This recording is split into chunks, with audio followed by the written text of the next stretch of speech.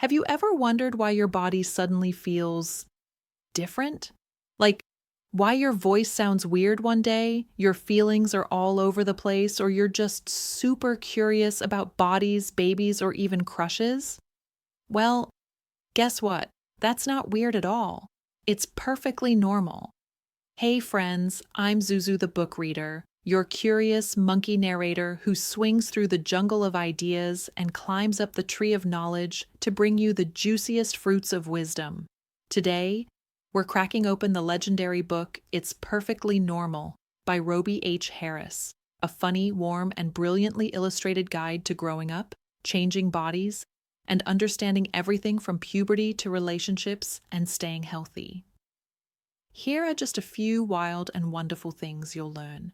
Why puberty feels like a roller coaster. Spoiler, hormones. What it really means to be male, female, or anywhere in between. How babies are made. And no, it's not just birds and bees. And why having feelings and curiosity is healthy and 100% normal. And how to make smart, safe choices in our digital and physical worlds. Chapter 1. Girl or boy, female or male, sex and gender. All right, let's get real. What is sex anyway? Most kids wonder about it at some point, and if you've ever had that thought, you're not alone. In this chapter, Zuzu flips the banana peel off a big topic. Understanding the difference between sex and gender, and why it matters. Sex isn't just one thing. It can mean the biological difference between male and female. The stuff doctors announce when a baby is born, it's a boy or it's a girl.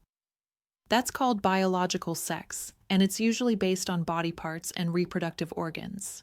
But there's more to the story. There's also something called gender, and that's about how someone feels inside, how they see themselves. Someone might be biologically male but feel more like a girl, or vice versa. And guess what? That's perfectly normal too.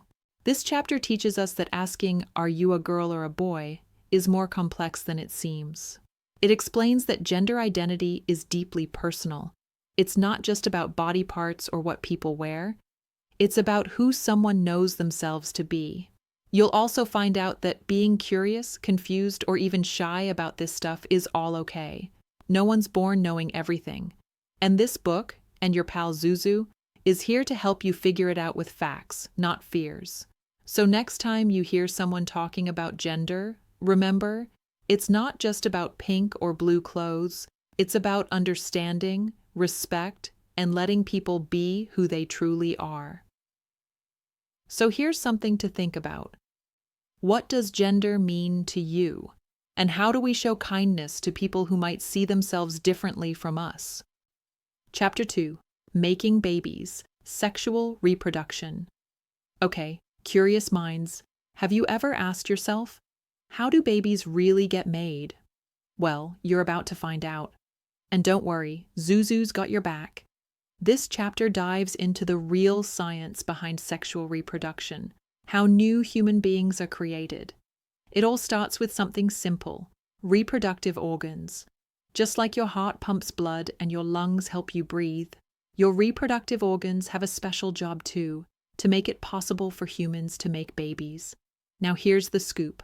Boys and girls are born with different sets of organs that each play a role. For females, it's the vagina, ovaries, and uterus. For males, it's the penis and testicles.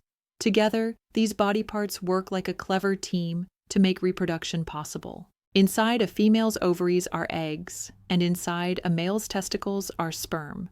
When a grown-up male and female have sexual intercourse, that's when the penis goes into the vagina, the sperm can swim to meet an egg. And when one lucky sperm unites with the egg, boom! That's called fertilization, and it's the very beginning of a new life. The fertilized egg travels to the uterus, settles in, and starts growing into a baby. But remember, making babies is just one part of what sex is about. People don't only have sex to make babies, they do it because of love, closeness, and connection. It's also a deeply personal and emotional experience.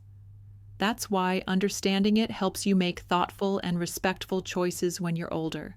This chapter also teaches us to respect the incredible biology behind our bodies.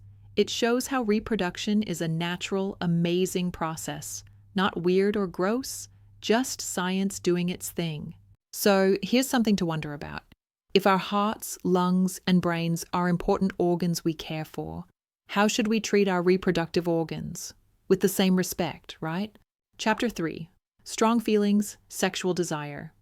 So, have you ever had a crush on someone and couldn't stop thinking about them? Maybe you got butterflies in your belly or just wanted to sit near them every chance you got. Well, guess what? That weird, fluttery feeling has a name. It's called sexual desire. And yep, it's perfectly normal. In this chapter, Zuzu cracks open the science of strong feelings. Unlike wanting ice cream or hugging your dog, sexual desire is a special kind of feeling that shows up when your body and brain are growing up. It's a magnet-like pull you might feel towards someone. You might want to be really close to them, not just to talk or hang out, but to feel a different kind of closeness. Sexual desire usually kicks in during puberty because that's when your hormones, those little chemical messengers in your body, start sending signals to your brain and your body. You might notice you get excited when you see someone you really like. You might think about them a lot, dream about them, or even want to kiss them. Some people call this having a crush.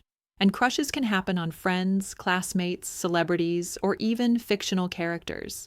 And guess what else? Both boys and girls get these feelings. People can have crushes on someone older, younger, the same sex, or a different sex. That's all part of how we figure out who we are. The book makes it super clear. Having crushes or sexual feelings doesn't mean you're strange. It means you're human. Also, your body might feel warm, tingly, or super alive when these feelings happen. Some call this feeling sexy, which simply means your body is reacting to your emotions. It doesn't mean you're ready to act on those feelings. It just means you're starting to understand yourself. So here's something to ponder. Why do you think our feelings can be so powerful during puberty? And how can we make sure we treat others kindly when those feelings come up? Chapter 4. Making Love, Sexual Intercourse. Okay, this is the chapter where a lot of people lean in, raise their eyebrows, and whisper, "Wait, is this the part?" And yep, it is. This chapter talks about one of the most talked about, misunderstood, and yet completely natural human experiences, sexual intercourse. So, what is sexual intercourse? Sometimes people call it having sex or making love. In the most basic biological way, it's when a male's penis goes inside a female's vagina. When this happens and the reproductive systems are mature, it's possible for sperm to meet an egg, which can lead to pregnancy. But hold on, that's not all it's about. This chapter explains that sexual intercourse is also about connection, closeness, and emotional intimacy. It's one way, but not the only way, people show love and affection. Hugging, kissing, holding hands, and even saying "I love you" are all ways humans bond. And intercourse is just one expression of that. Now, here's something important Zuzu wants everyone to understand. Sexual intercourse isn't something kids do. It's something grown-ups do when they're emotionally ready and can make smart, respectful, and healthy decisions about it. Also, sexual intercourse doesn't only happen between a man and a woman. It can happen between two men or two women, and may involve different kinds of sexual contact, not just vaginal.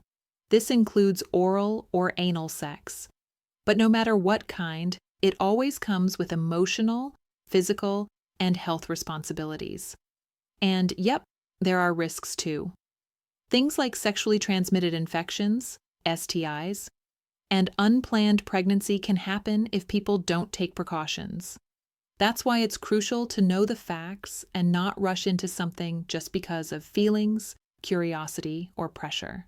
The chapter ends with a powerful truth. Everyone, no matter their age, has the right to say no to any kind of touching or sexual activity.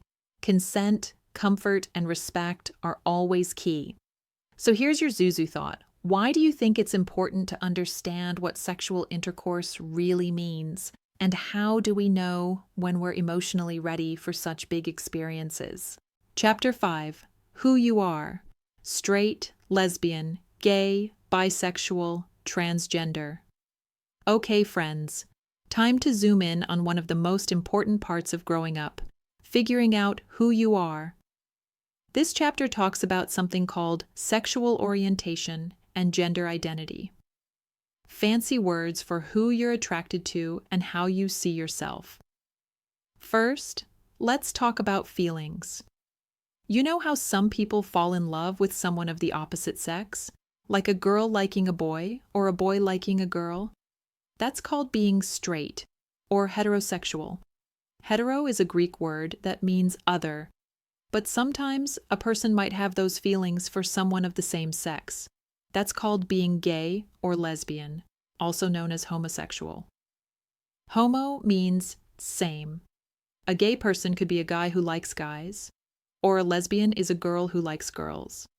Then there are people who are attracted to both boys and girls, and they're called bisexual. Bi means two, like a bicycle has two wheels. And there's more.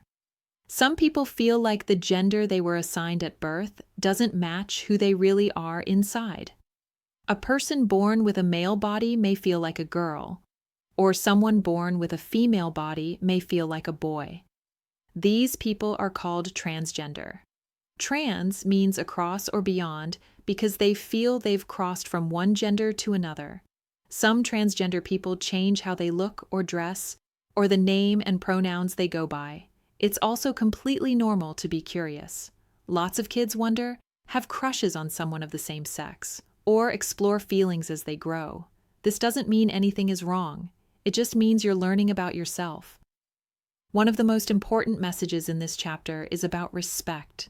Sadly, some people get bullied or excluded because of their identity. That's never okay. Everyone deserves kindness, safety, and the freedom to be who they truly are.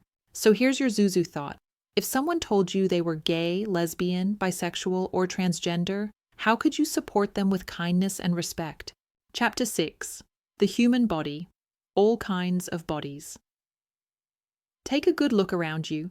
Ever noticed how everyone's body is a little, or a lot, different? Tall, short, light skin, dark skin, round faces, narrow faces, straight hair, curly hair. The list goes on. This chapter celebrates one big truth. There are all kinds of bodies, and all of them are perfectly normal. Zuzu's big lesson here? There's no one way to look like a real boy or a real girl. Human bodies come in all shapes, shades, and sizes, and every one of them is uniquely wonderful. The chapter talks about how artists around the world, from ancient times to today, have loved to draw, paint, and sculpt the human body. And guess what? No two bodies are ever drawn exactly the same. Some are soft, some muscular, some skinny, some curvy. Every body is different, and that's part of what makes humanity amazing. Now, sure, we've all heard people tease others or even themselves about how they look, but this chapter reminds us that bodies aren't meant to be compared like products on a shelf. They're meant to be appreciated for what they can do: running, thinking, laughing, hugging, learning, growing. And speaking of growing, your body might look one way now, but it's still changing. Puberty brings tons of changes, and while some might happen early for one person, they might happen later for someone else. That's not strange. It's just your body doing things in its own time. One really helpful part of this chapter is how it encourages body confidence. Instead of saying, "I wish I looked like them," you can say, "I'm learning to take care of my body, and that's awesome." So here's a thought to carry with you. If we all had the same body, wouldn't the world be kind of boring? What's one thing you love, or are learning to love, about your own body today? Chapter 7, Outside and Inside the Female Sex Organs. All right, friends, time to explore something many people are curious and sometimes nervous to talk about: the female sex organs. But don't worry, Zuzu's here to walk or swing you through it calmly and respectfully.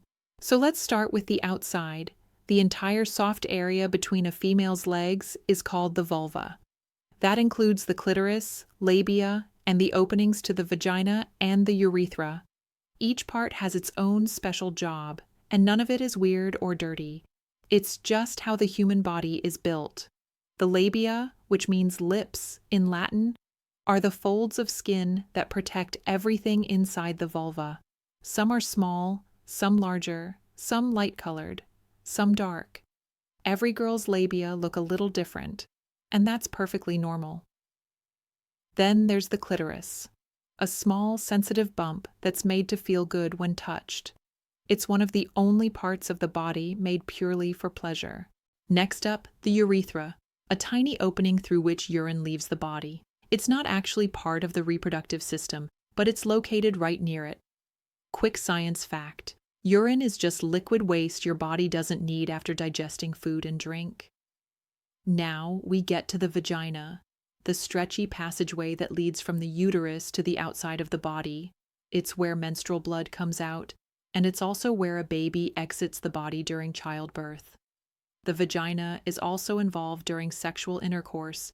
It stretches and moves in amazing ways. Between the urethra and the vagina is the hymen, a thin piece of skin that may tear or stretch from activities like sports, using tampons, or having sex. And then there's the anus, which is for passing solid waste, yes, poop. From front to back, a female has 3 openings: the urethra, the vagina, and the anus. Knowing where these are and what they do helps girls take care of their bodies and feel confident in them. Here's something to think about.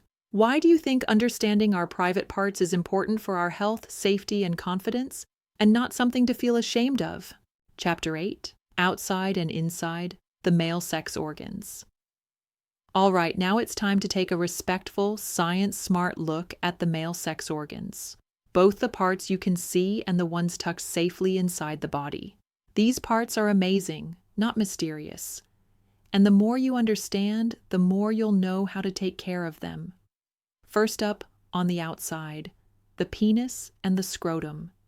These hang between the legs and are easy to see when a boy or man is naked. The penis is made of spongy tissue and blood vessels, and it has a tiny opening at the tip where urine and semen can come out. At the very tip of the penis is the glans, which is especially sensitive. Some boys are born with a fold of skin covering the glans, called the foreskin. Some families or cultures choose to remove this skin in a process called circumcision. Whether circumcised or not, every penis works the same. Now beneath the penis is the scrotum, a wrinkly sack of skin that holds and protects 2 important organs, the testicles or testes. These soft, squishy glands start out about the size of marbles and grow during puberty. Once puberty begins, they start producing sperm, the male sex cells. Now for the inside story, the epididymis is a small coiled tube behind each testicle where sperm grow up. From there, sperm travel through the vas deferens, like little roadways that carry sperm along their journey. As the sperm travel, they mix with fluids from 2 places, the seminal vesicles and the prostate gland. This mixture of sperm and fluid is called semen. Semen exits the body through the urethra, which runs through the penis and also carries urine, but never both at the same time. Your body's got that figured out. And don't forget the anus, which is for solid waste, just like in females. The male reproductive system is all about producing, storing, and delivering sperm. It's a clever design with a very important job. So here's something to reflect on. How does learning the facts about our bodies help us respect ourselves and others more fully? Chapter 9. Words talking about bodies and sex. All right, let's face it. Talking about bodies and sex can feel awkward sometimes. People might giggle, blush, whisper, or say, 100 times in a row. Why? Because many of us haven't been taught how to talk openly and respectfully about these topics, And that's what this chapter is all about. The first thing Zuzu wants you to know is this: there's no shame in talking about your body. Our bodies are not dirty or gross, they're human. We talk about our arms and legs, so why not our vulvas, penises, breasts, or sperm? Now here's where it gets interesting. We use different kinds of words when talking about body parts and sex. Some are scientific words like vagina, testicles, or menstruation. These are accurate and used by doctors, health educators, and scientists. Then there are slang words, the everyday or casual words that people use when talking with friends. Some are silly, some are harmless, and some are rude or disrespectful. Words like boobs, balls, or junk are common slang. But they're not always the most respectful or clear. And then there are the dirty words. These are words people might use to be hurtful, mean, or inappropriate. And they usually make others uncomfortable. Using those kinds of words to talk about someone's body can make them feel embarrassed or ashamed. That's not okay. The chapter reminds us that how we talk about sex and bodies matters. When we use respectful, accurate language, we help create a world where people feel safe and accepted. It also helps us ask questions, set boundaries, and get help when we need it. It's also okay to laugh sometimes. Talking about this stuff can be funny, but what's most important is creating space where people can feel comfortable, heard, and not judged. So here's something to think about. What kind of words do you feel comfortable using when talking about your body? And how can we help others feel safe and respected too? Chapter 10, Changes and Messages, Puberty and Hormones. Have you ever felt like your body is on a roller coaster ride, changing, growing, and surprising you every day? Welcome to puberty, my friend. This chapter is your backstage pass to the powerful process that turns kids into teenagers and eventually into adults. But what is puberty exactly? It's the time in your life when your body and brain start to change, all thanks to tiny chemical messengers called hormones. Hormones are made by glands, like the pituitary gland in your brain.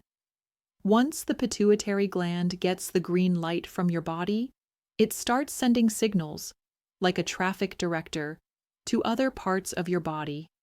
That's when puberty kicks in.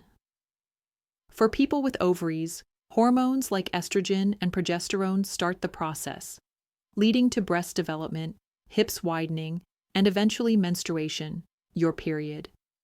For people with testicles, testosterone steps in, triggering things like a deeper voice, facial hair, and muscle growth.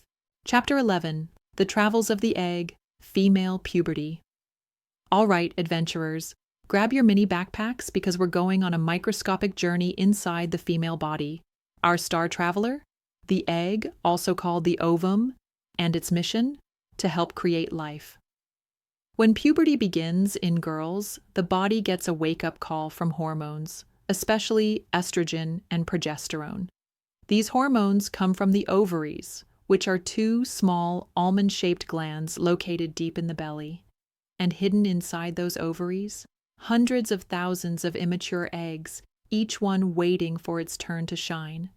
Once puberty begins, about once a month, one egg gets chosen. That egg travels out of the ovary in a process called ovulation.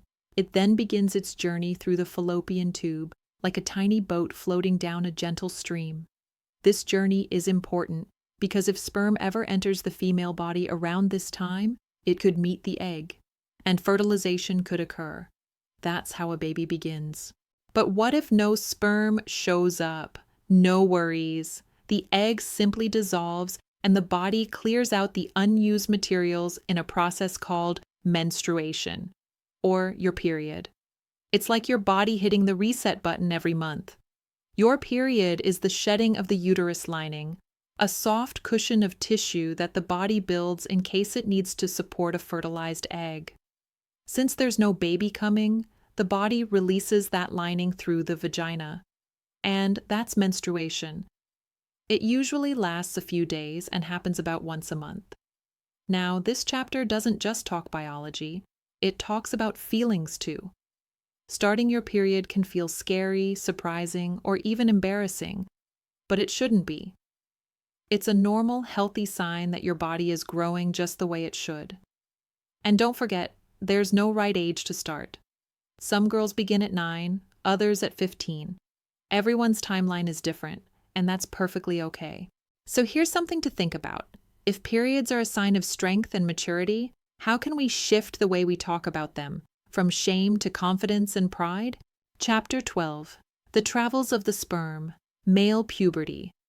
All right, curious minds, now we're switching gears and stepping into the world of male puberty, where something incredible begins happening inside the testicles. Millions of sperm start being made, every single day. Yep, you read that right. Millions. Puberty in boys is mostly kicked off by a hormone called testosterone, which tells the body it's time to grow, change, and start producing sperm. The male sex cells needed to create a baby when combined with a female egg. The testicles, located inside the scrotum, are like tiny factories where sperm are produced. From there, sperm move into the epididymis, where they mature, like students finishing school. Then they enter the vas deferens, a kind of express highway leading toward the urethra. But sperm don't travel alone. On their way out, they're joined by special fluids made by the seminal vesicles and prostate gland. These fluids help nourish and protect the sperm. Together, this mix of sperm and fluid is called semen. Chapter 13. Not all at once. Growing and changing bodies. So here's the deal. Puberty isn't like flipping a light switch. You don't wake up one morning and suddenly have a deeper voice, more height, hair in new places, and a brand new way of thinking. Nope. It happens bit by bit. And for everyone, it happens in a different order and at a different pace. That's what this chapter is all about, reminding us that growing up doesn't happen all at once. Some kids shoot up tall really fast, while others stay short for a while. One person might get their period at 10, another not until 15. Some boys get facial hair early, while others are still baby-faced while their friends are shaving. It can feel weird when your friends are changing and you're not, or when you're changing and they're not. But here's the big truth. Every single body has its own timeline. The book shows helpful illustrations of how bodies change over time, like breast development in girls and penis growth in boys. These changes don't all happen at once, and they don't happen in the same way for everyone. Some steps come early, some later. That's not just okay, it's completely normal. And guess what? Puberty isn't just about what's happening outside. There's a lot going on inside too. In your thoughts, your emotions, and how you see the world. Your brain's growing, your moods might swing, your questions multiply, and your curiosity starts to expand like never before. This chapter is also a reminder to be kind to your body and patient with its pace. Comparing yourself to others can make you feel like something's wrong, but there isn't. Everyone's just on a different chapter of the same story. It also encourages you to take care of yourself with sleep, exercise, healthy food, and asking questions when you're confused. Your body's doing big work. Give it the support it needs. So here's your Zuzu reflection. If your body is telling its own unique story, what chapter are you in right now, and how can you be proud of it, just as it is? Chapter 14. More changes. Taking care of your body. All right, explorers. Puberty brings tons of changes. We're talking hair where there wasn't hair, sweat that suddenly smells, and skin that sometimes decides to break out like a pizza topping. So what's the secret to feeling your best during all these changes? You guessed it, taking care of your body. This chapter dives into all the hygiene basics you need to stay clean, healthy, and confident. First up, washing. As your sweat glands kick into overdrive, thanks hormones, it's important to wash your body daily, especially under your arms, around your genitals, and your feet. This helps prevent body odor, which is completely normal but can be strong if you skip the soap. Next, your hair. During puberty, hair starts growing under your arms, around your genitals, and sometimes on your face or chest. It doesn't mean you have to shave. Shaving is a personal choice, but you do want to keep those areas clean. So here's something to ask yourself. What's one simple thing you can do today to show your body a little love and care, the same way you'd care for a pet or a plant? And let's not forget teeth. Brushing and flossing are even more important as you get older. Mouth bacteria don't take days off, so neither should you. This chapter also covers the care of your private parts. For girls, keeping the vulva clean with just warm water, not harsh soaps, is enough. For boys, especially those who haven't been circumcised, gently pulling back the foreskin to clean underneath is important. These small steps help prevent infections and keep your parts healthy. Now let's talk about acne. Pimples are one of puberty's least fun surprises, but they're super common.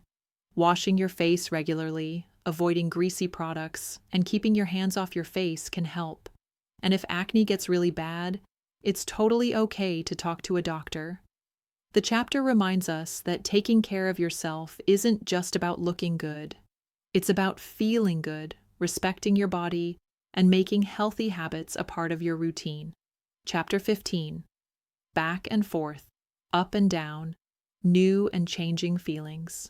All right, explorers, ever felt super excited one minute and then totally annoyed the next, and didn't even know why? Welcome to Puberty Emotions, where your feelings sometimes bounce around like popcorn in a hot pan. This chapter dives deep into the emotional side of growing up. When puberty hits, your body isn't the only thing changing. Your feelings and thoughts start shifting too. And a lot of that has to do with, yep, you guessed it, hormones again. Hormones don't just help your body grow. They also affect how you feel. Sometimes you might feel happy, confident, or excited. And other times you might feel moody, shy, angry, or confused. And it's not just you. Everyone going through puberty experiences this emotional back and forth, and it's perfectly normal. You might also notice you start caring more about what people think, especially your friends or classmates. That's because your brain is starting to think more deeply about relationships, identity, and independence. You may start to question your place in the world, your values, and even your family rules, not because you're turning into a rebel, but because your brain is growing. This chapter also talks about feeling self-conscious, like everyone's looking at you, even when they're not. Suddenly, you're aware of every little thing, your hair, your voice, your height, your clothes. And yes, that can be stressful. But it's also part of learning to figure out who you are. Sometimes feelings can get really intense, sadness, anger, or worry that doesn't go away. And that's when it's important to talk to someone you trust, like a parent, teacher, counselor, or doctor. Big feelings aren't bad. They're just signals that you might need help sorting things out. The most important message here: feelings are never wrong. You're allowed to feel however you feel. It's what you do with those feelings that matters most. So here's something to ask yourself. When your emotions start going up and down, what helps you stay grounded? And who helps you feel heard and safe? Chapter 16. Perfectly Normal, Masturbation. All right, friends, deep breath. Let's talk about something that most people wonder about, but very few feel comfortable discussing: masturbation. Yep, it's a topic that's surrounded by myths, embarrassment, and sometimes even guilt. But here's the truth: it's completely normal. So, what is masturbation? It's when a person touches their own body, especially their sex organs, to feel good or to explore what feels pleasurable. Sometimes this leads to something called an orgasm, which is a powerful, tingly feeling that comes from sexual excitement. And guess what? Both boys and girls do it, and have for, well, pretty much forever. Masturbation is something many people discover on their own, sometimes by accident, sometimes through curiosity. It's one of the ways growing kids and teens explore their bodies and understand what feels good and what doesn't. There's no instruction manual, and there's no right or wrong way, just safe, private, and respectful. So here's a gentle Zuzu question to reflect on. Why is it important to replace embarrassment with education when it comes to learning about your own body? And here's an important point. Masturbation doesn't hurt you. It doesn't damage your body, and it doesn't mean there's something wrong with you. It doesn't cause acne or make you bad. Those are old myths that have no place in science or truth. This chapter makes it clear. What matters is how and where it's done. Masturbation is a private activity. That means it's something done alone, in a private space like your bedroom or bathroom, not in front of others, and not something to joke about in public. And if someone doesn't masturbate, that's perfectly normal too. Everyone's comfort level and curiosity is different. What's important is that your choices are your own, made with understanding and without shame. This chapter reminds us that exploring your body is part of learning to respect it. The more you know, the more confident and safe you become. Chapter 17. All sorts of families, taking care of babies and kids. Let's talk about families, big ones, small ones, loud ones, quiet ones. Some have 2 moms, some have 1 dad, some live with grandparents, some with foster parents. Some are built by birth, others by adoption.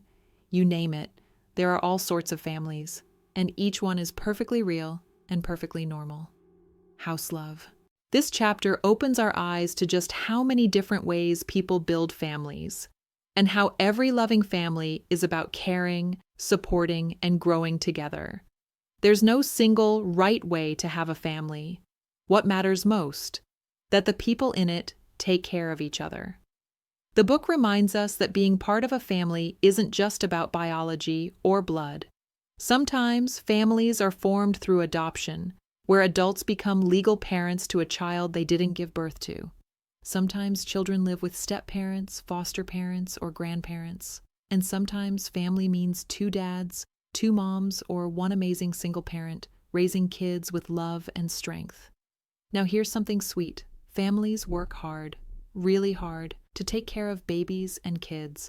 From changing diapers to waking up at night to feeding, teaching, hugging, and helping, taking care of a child is a huge job. It takes patience, energy, money, time, and so much love. The chapter also teaches that no one is born knowing how to be a parent. Adults learn as they go, and they make mistakes too, but the goal is always the same: to help kids grow up feeling safe, loved, and valued. And here's the coolest part.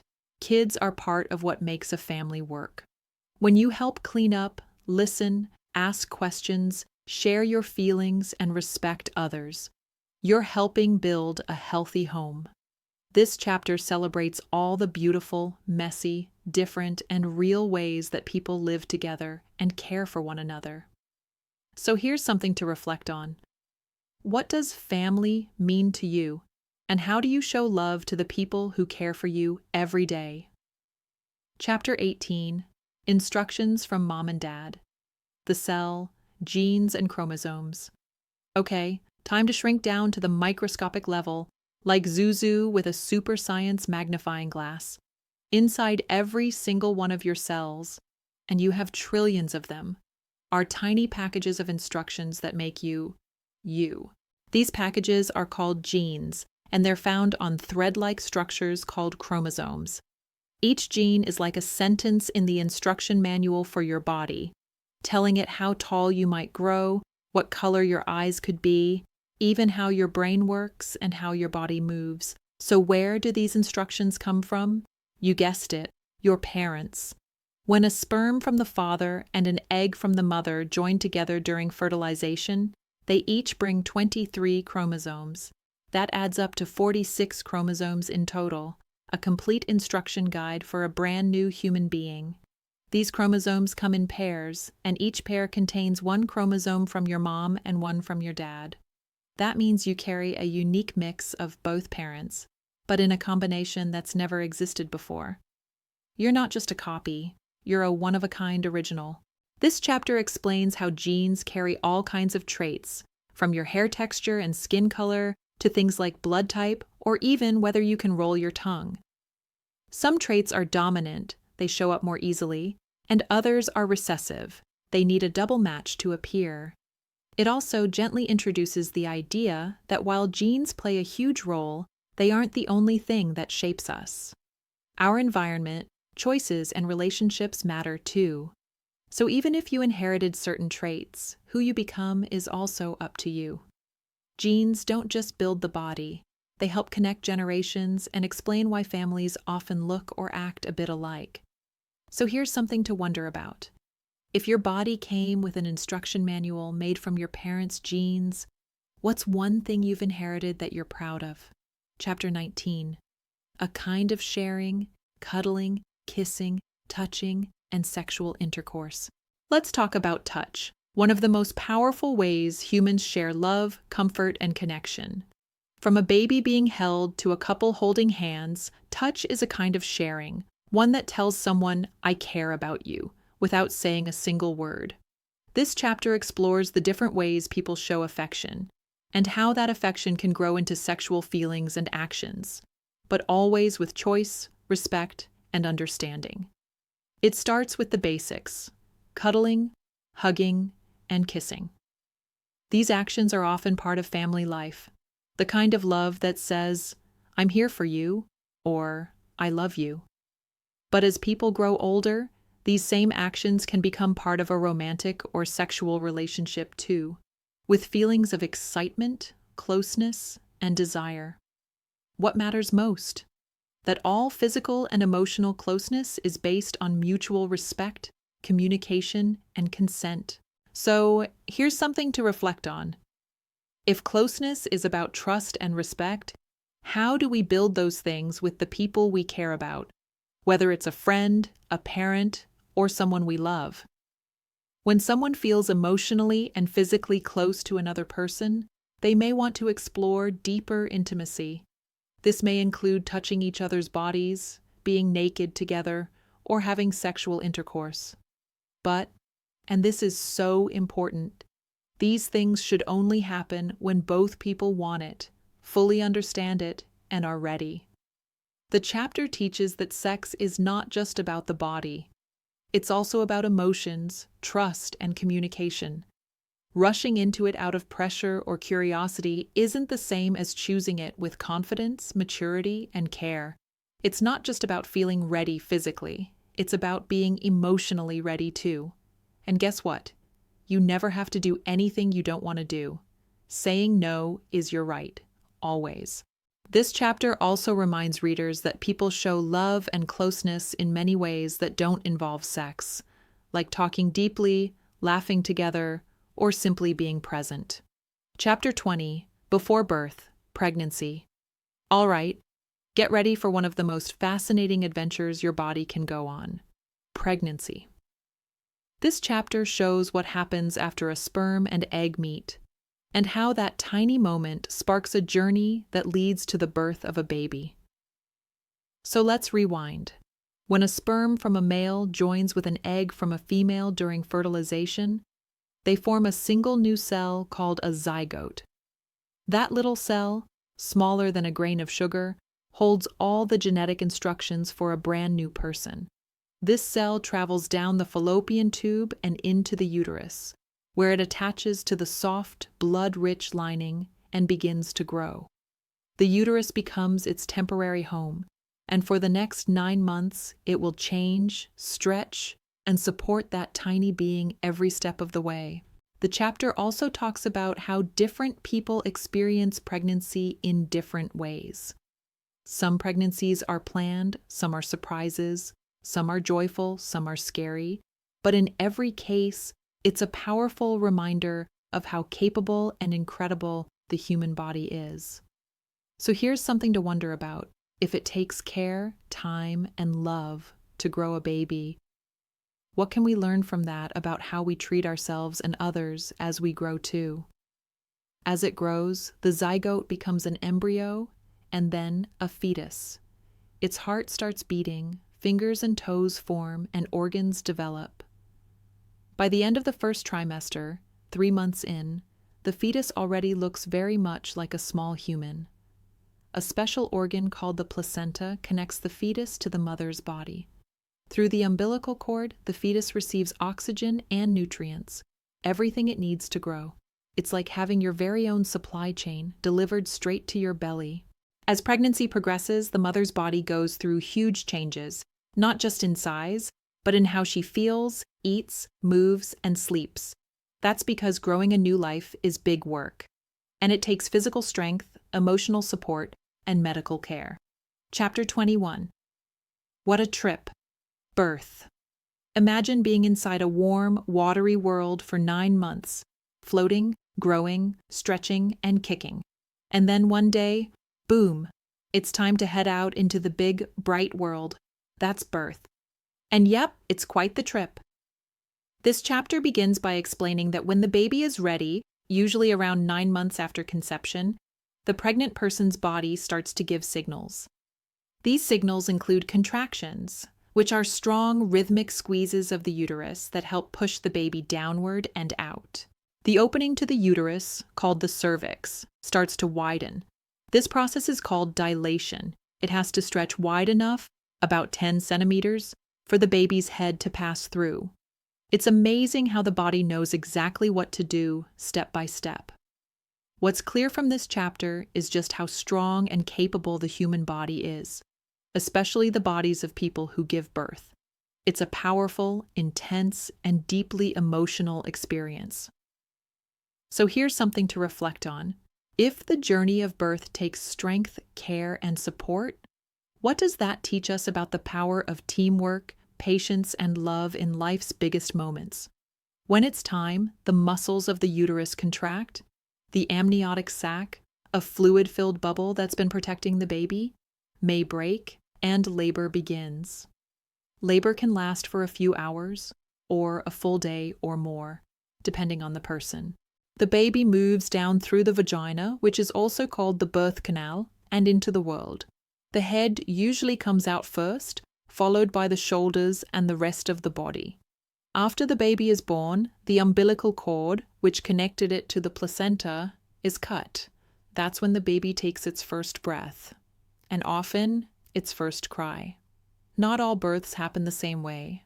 Some babies are born through a surgical procedure called a cesarean section, C-section, where the doctor delivers the baby through a cut in the abdomen. Sometimes this is planned, and sometimes it's done for safety during labor. Chapter 22. Other arrivals, more ways to have a baby and family. We've learned how a baby grows and is born, but did you know that there are many different ways for a baby to arrive and for a family to grow? Yep. And this chapter reminds us that every path to parenthood is valid, real, and full of love. Baby bottle house. Sometimes people want to have a baby but can't get pregnant in the usual way. That's where science and creativity come in. One method is called adoption, where adults become legal parents to a child who was born to someone else. Adoption can happen within the same country or internationally. And guess what? Adopted kids are just as deeply loved as any other child. There's also something called foster care, where kids live with caring adults while their families work through challenges. Foster parents help by providing love and safety when it's most needed. So here's something to think about. If families can be formed in so many different ways, how can we learn to celebrate all kinds of families and support the love they share? Some families use donor sperm or donor eggs, cells that come from someone who isn't the parent but who's helped make the baby possible. When someone uses a donor, they might also need in vitro fertilization, IVF. That's where an egg and sperm meet in a lab, and then the fertilized egg is placed in the uterus to grow. There's also surrogacy, where another person, called a surrogate, carries the baby in their uterus for someone else who can't. After the baby is born, the child goes home with their intended parents. The chapter also reminds us that people from all walks of life become parents. Single parents, LGBTQ+ couples, older parents, young parents, and parents from every culture and background. And each of them builds families in their own way, with their own story. What truly matters isn't how the baby arrives. It's the love, time, and care given to help that child grow. Chapter 23. Planning ahead. Postponement, abstinence, and birth control. When it comes to sex and relationships, one of the most powerful things a person can do is plan ahead. Why? Because being informed and thoughtful helps you stay safe, healthy, and in control of your own future. This chapter is all about postponement, abstinence, and birth control. 3 ways people manage their sexual health and make sure they're ready before taking big steps. First up, postponement. That simply means choosing to wait before having sexual intercourse. A person might decide to wait until they're older, in a committed relationship, or feel emotionally ready. Postponing sex doesn't mean never having it. It means taking time to understand yourself, your body, and your feelings first. This chapter explains that no method is perfect, but many are highly effective, when used correctly. It also reminds us that birth control doesn't protect against all sexually transmitted infections, so using condoms is often smart even if another method is being used. And remember, saying no is always an option. You never owe anyone sex, and you don't need a reason to wait. So, here's a thoughtful question. If being in charge of your choices is powerful, what steps can you take now to prepare for healthy, respectful decisions in the future? Then there's abstinence, which means choosing not to have sexual intercourse or sexual activity. Some people practice abstinence for religious, personal, or health reasons. Some choose it for a while, some for a lifetime. The key thing? It's a personal choice, and no one else gets to decide it for you. Now let's talk about birth control. When someone does choose to have sex, birth control, also called contraception, helps prevent unwanted pregnancies. There are many kinds. Condoms, used by males or females, are barrier methods that also help protect against STIs.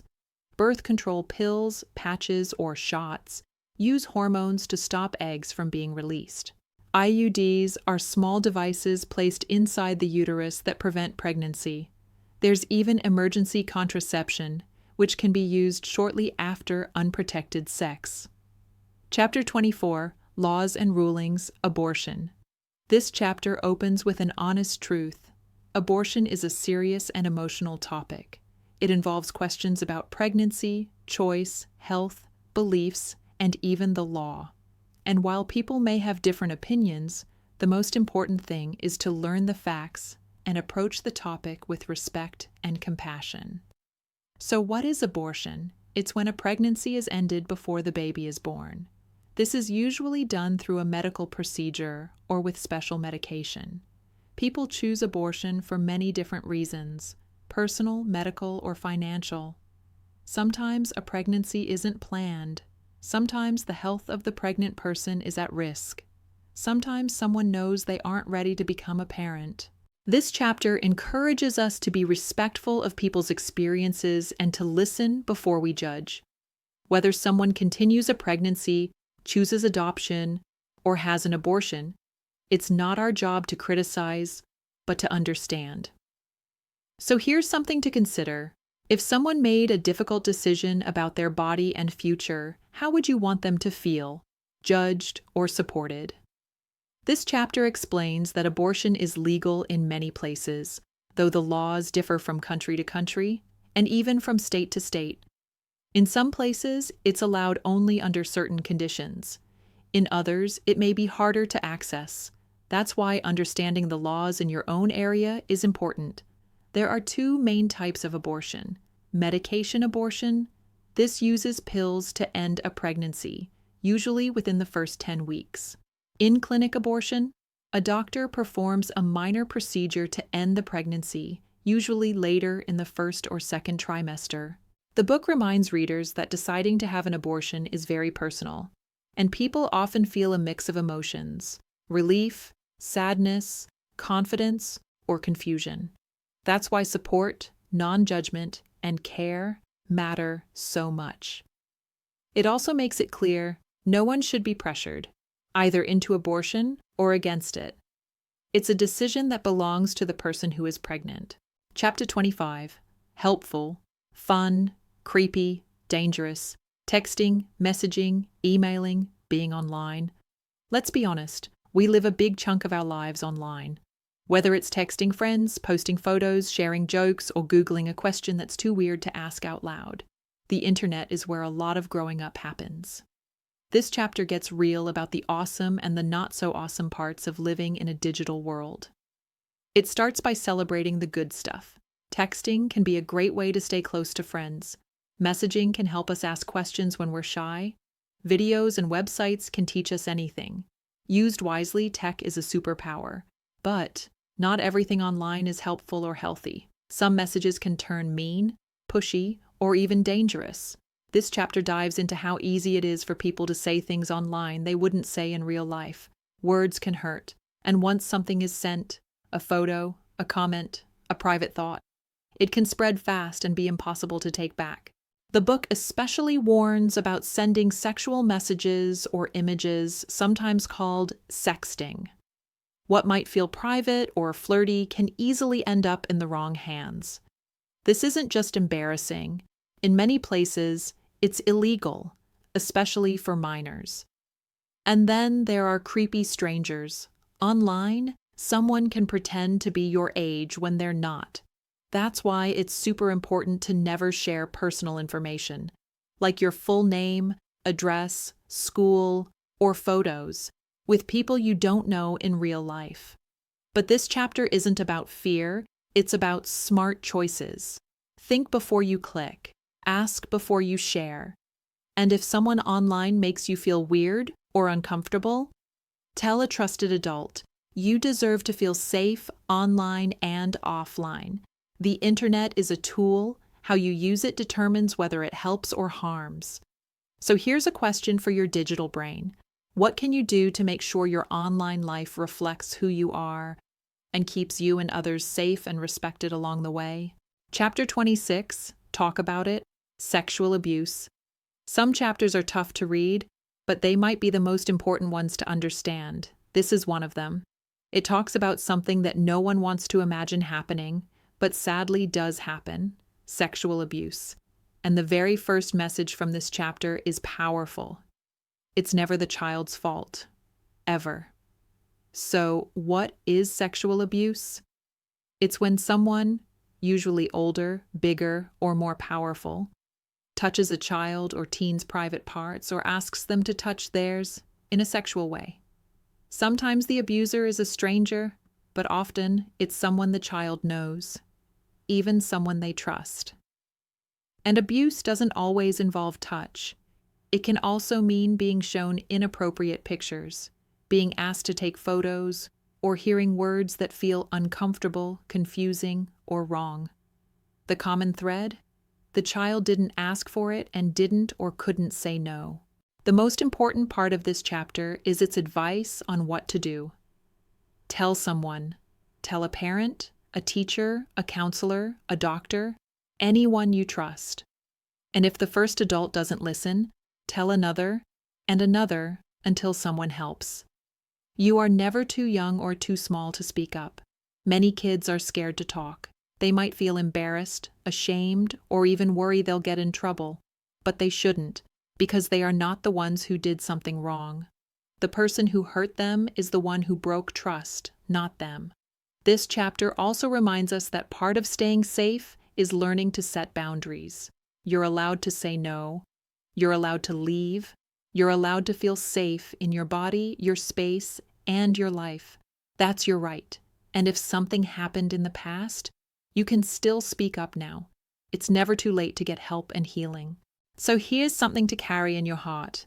If you or someone you know is feeling scared, unsafe, or unsure, who can you talk to right now who will listen and believe you?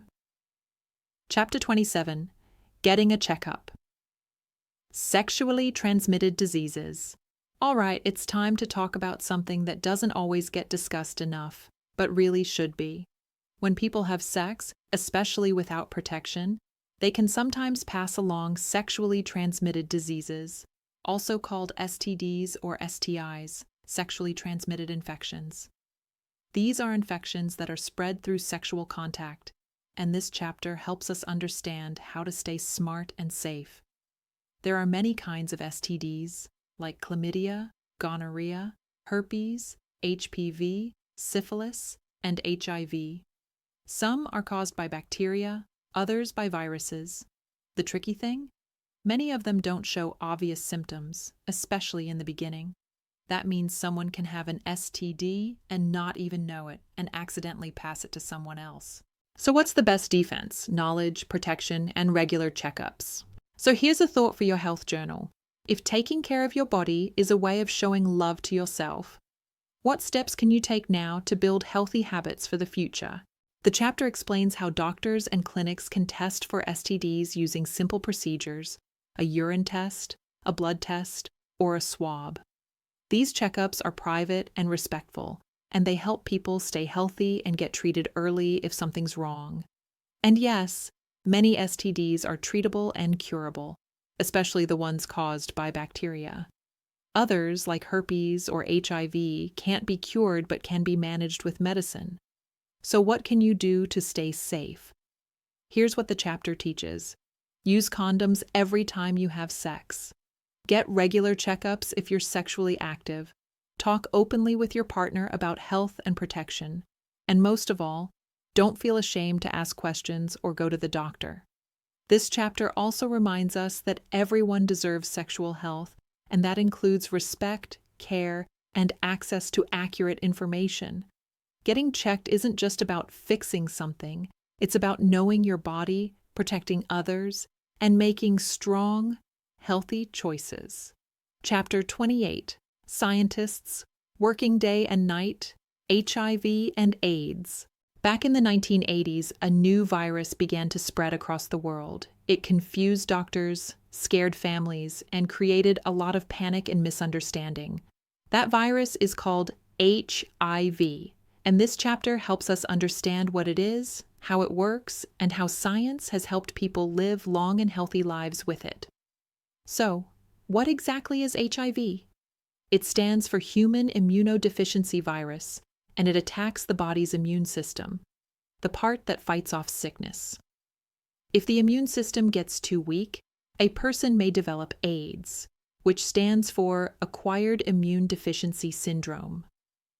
AIDS is the most advanced stage of HIV. Here's how HIV is spread. Through unprotected sexual intercourse with someone who has HIV, by sharing needles, often through drug use. From a mother to her baby during birth or breastfeeding, if not treated. Very rarely through blood transfusions, but this is extremely well controlled now. What's important to know? You can't get HIV from hugging, kissing, using the same toilet, or sharing food. That was a common myth years ago, but it's simply not true. This chapter highlights how scientists and doctors have worked day and night to understand HIV and develop life-saving treatments.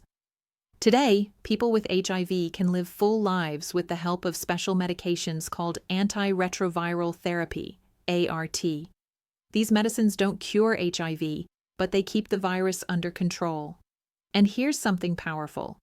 People with HIV who are being treated can now have healthy children and prevent passing the virus to others.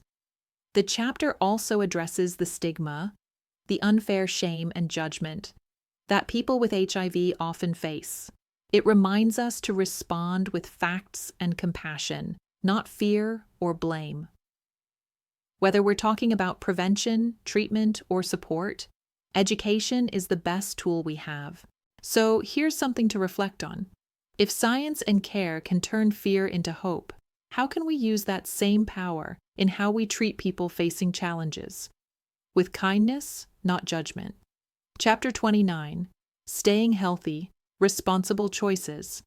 Let's face it, growing up is full of decisions. Some are simple, like what to wear or what to eat. Others are way bigger, like who you trust, how you treat your body, or what you choose to do in relationships.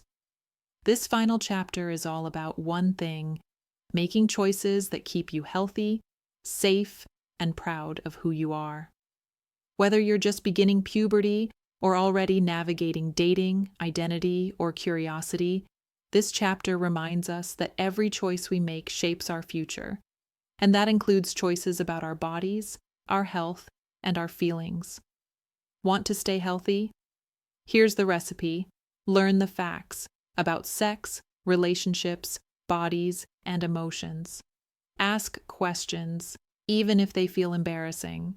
Wait until you're ready, emotionally, physically, and mentally, for things like sex or even serious relationships. Use protection, like condoms and birth control, if and when you do decide to have sex. Get checkups, because prevention and early care are smart, not scary. Speak up if you're ever uncomfortable, unsure, or unsafe. The chapter also reminds us that no one is perfect. Mistakes happen, but what matters is how you respond, with honesty, responsibility, and growth. Got a question? Ask it. Need help? Reach out. Feel confused? That's normal, and talking it through helps. One big takeaway from this chapter is that taking care of your body isn't just about avoiding illness. It's about respecting yourself and making choices that match who you are and what you value. And finally, the book closes with a beautiful reminder. Your body belongs to you. You get to decide what happens with it, how to care for it, and who gets to be close to it. And that power, that's one of the most important parts of growing up. So here's your final Zuzu reflection. As you grow, learn, and explore, what kind of person do you want to become? And what choices will help you get there with health, happiness, and self-respect? And that's a wrap, explorers. Thanks for swinging through It's Perfectly Normal with me, Zuzu the book reader. Remember, growing up isn't always easy, but learning, asking questions, and respecting yourself makes the journey a whole lot brighter. Hit that like button if you learned something new, and don't forget to subscribe for more fun, honest, and empowering book adventures. Until next time, stay curious, stay kind, and stay perfectly normal.